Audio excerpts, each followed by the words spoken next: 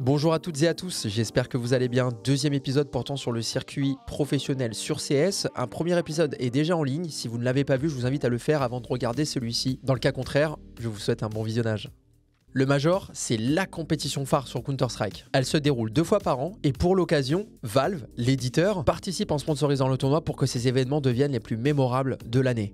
Et devinez quoi, la France accueillera en mai pour la première fois un Major à Paris, où les phases finales se dérouleront dans l'enceinte de l'Accor Arena. Ce qui peut en faire l'un des tournois les plus historiques de l'existence des Majors, puisque Blast sera l'organisateur pour la première fois d'un Major dans toute son histoire, et qui plus est dans l'une des plus belles villes du monde. À l'heure actuelle, 18 Majors ont été joués dans 9 pays différents. Le cash prize est passé de 250 000 $ en 2013 à 1 250 000 $ en 2023. Alors oui, on a pris 1 million de dollars en 10 ans. Preuve tout de même de l'évolution de la scène compétitive sur CS. Alors maintenant, voici comment on peut accéder à un Major. Dans l'ordre de phase, il y a un Open Qualifier, un Close Qualifier, le RMR et enfin le Major, séparé entre 3 régions, Europe et CIS d'un côté, l'Amérique du Nord ainsi que l'Amérique du Sud et enfin l'Asie-Pacifique. Maintenant, on va décortiquer ça du début jusqu'à la fin. Dans un premier temps, il y a des phases de qualification ouvertes auxquelles tout le monde peut participer, que l'on appelle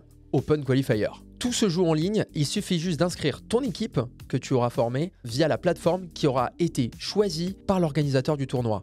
Cette année, pour Paris, c'est la plateforme Challenger Mode qui a été choisie pour la première fois pour organiser un Open Qualifier pour un Major. L'Open Qualifier, c'est un peu la jungle. Il va falloir d'abord passer une première phase de match en BO1 au nombre de 6, sachant que chaque match étant éliminatoire.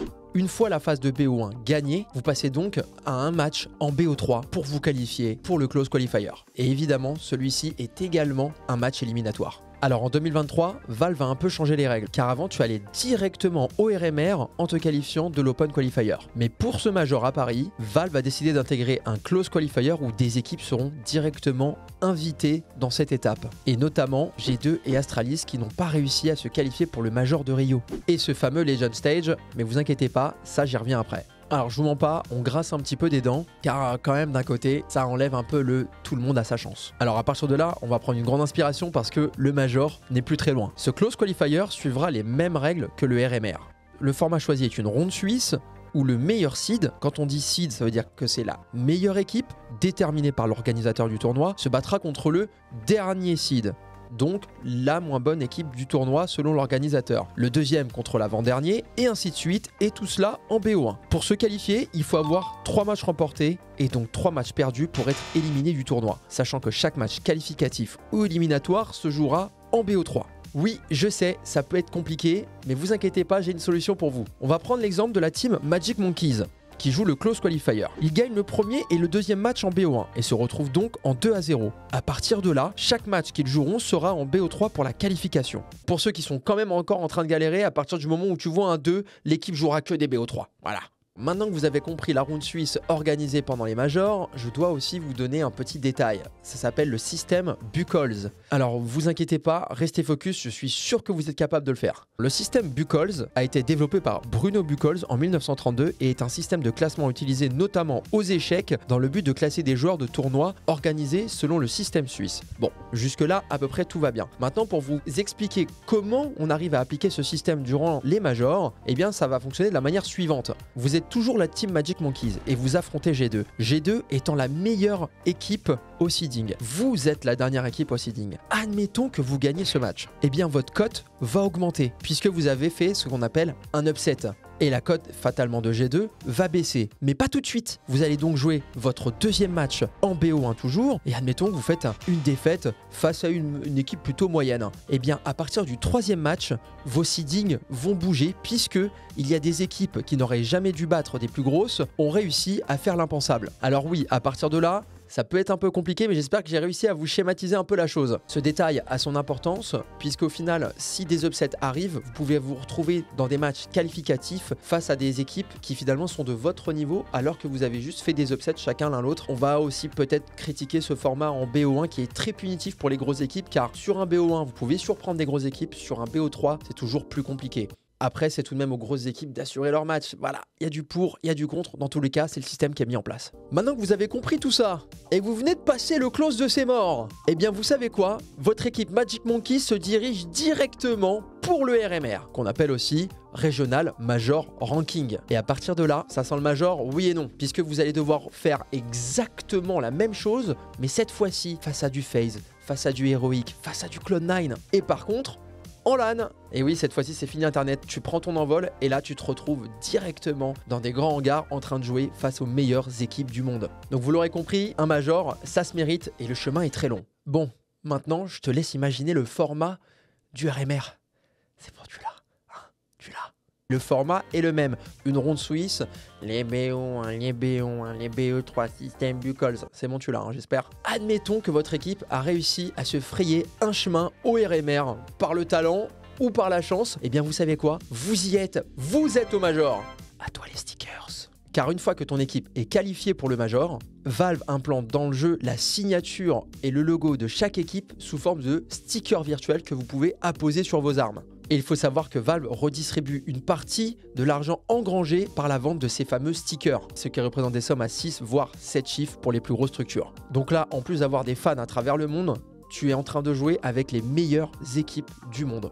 Un vrai bonheur. Maintenant que vous êtes au Major avec votre équipe, on va découper cela en 3 étapes. Le Challenger Stage, le Legend Stage et enfin le Champion Stage. Les 8 meilleures équipes du RMR seront qualifiées directement dans la phase Legend Stage. Toutes les autres passeront par le Challenger Stage et auront évidemment le même format que vous avez vu précédemment. Les 1-0, le Buchholz, les 2-0, ça.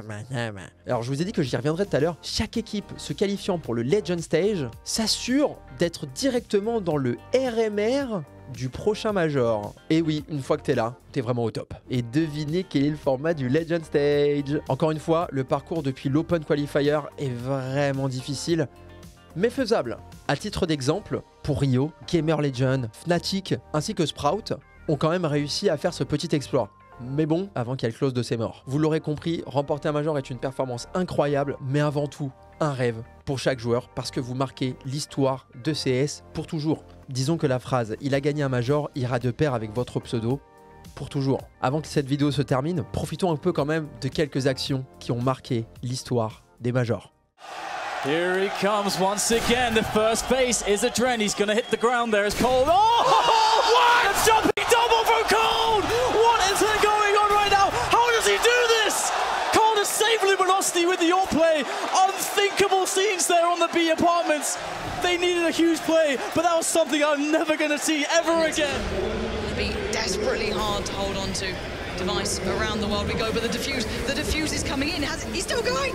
Oh, Olaf just about gets it as the flames come in, and look at the little dance of happiness. Nitro does have a Molotov and another smoke, so it could be really rough for Simple to actually get through this. He's going to throw the AWP in. Oh my god! Simple, what is happening? What even is that?